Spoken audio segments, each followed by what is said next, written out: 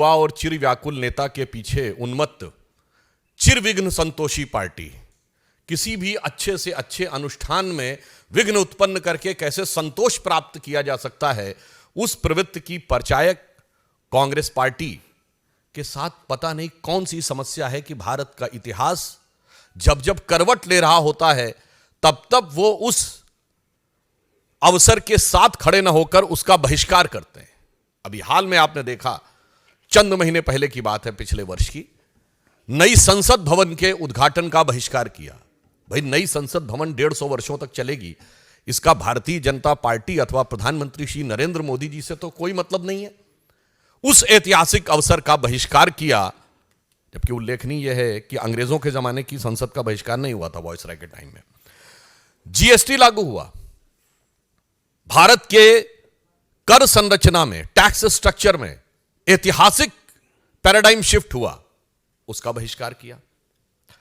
G20 अभी अभी हुआ, पहली बार ऐसा हुआ कि 20 राष्ट्राध्यक्ष और वो दुनिया के सबसे शक्तिशाली 20 देशों के राष्ट्राध्यक्ष भारत में आए। क्योंकि मैं पुनः विनम्रता से कह दूं कि नॉन अलाइन समिट भी हुआ था, पर नॉन अलाइन समिट उस समय वर्ल्ड का पावर सेंटर नहीं माना जाता था, and G20 is considered as the power center. उसमें महामहिम राष्ट्रपति के द्वारा दिए गए भोज का बहिष्कार किया। अरे, भारत की शक्ति का कितना बड़ा उद्भव था।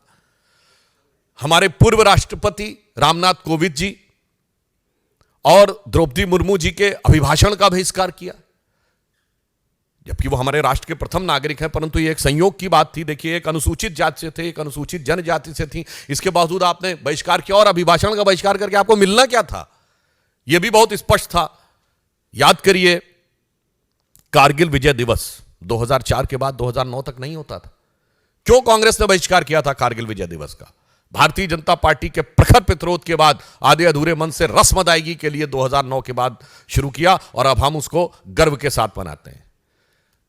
जब मई 1998 में पोखरण विस्फोट हुआ अटल बिहारी वाजपेयी जी की सरकार के नेतृत्व में, कांग्रेस ने 10 दिन तक बयान ही नहीं दिया, और फिर उसके बाद भी नकारात्मक प्रकार की प्रक्रियाएं, जबकि भारत ने पहली बार कहा था कि we have declared, now we have become the nuclear state. कितना बड़ा ऐतिहासिक परिवर्तन था, परंतु उसके भी ये विरोध में खड़े हो गए।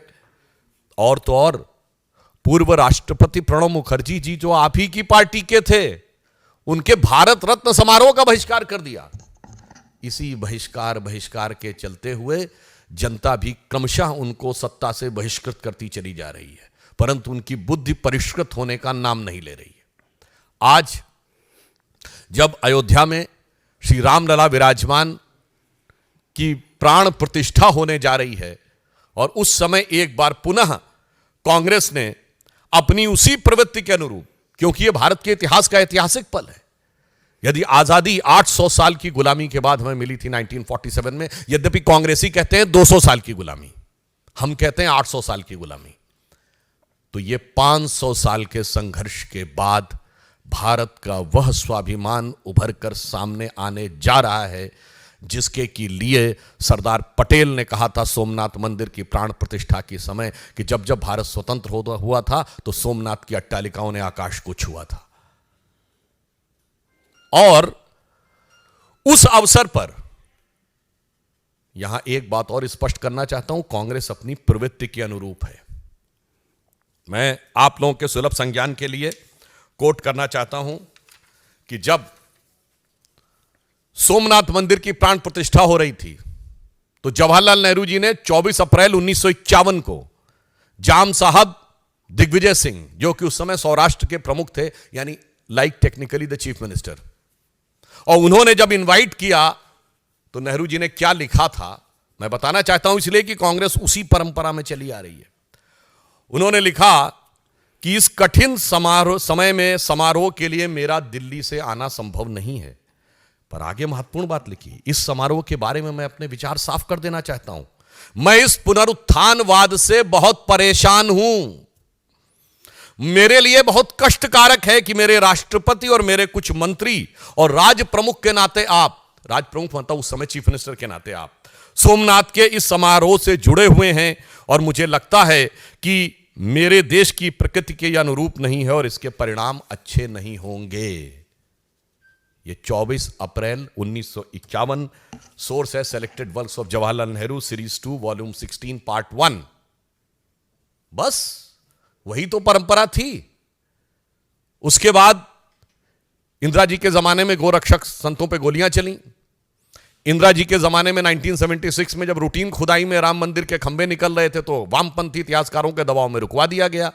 राजीव जी के जमाने में कार सेवकों की हत्या करने वालों का समर्थन हुआ। पीवी नरसिम्हा राव जी के जमाने में पता नहीं क्या क्या हुआ, वो आपको पता है। और सोनिया जी के जमाने में आते आते राम काल्पनिक होने का हलफनामा तक हो गया। यानी ये बहुत साफ है कि यह प्रवृत्ति जो आज कांग्रेस ने दिखाई है एक मौका था कि आज आप अपने को बदल कर दिखा सकते थे, परंतु आपने ऐसा नहीं किया।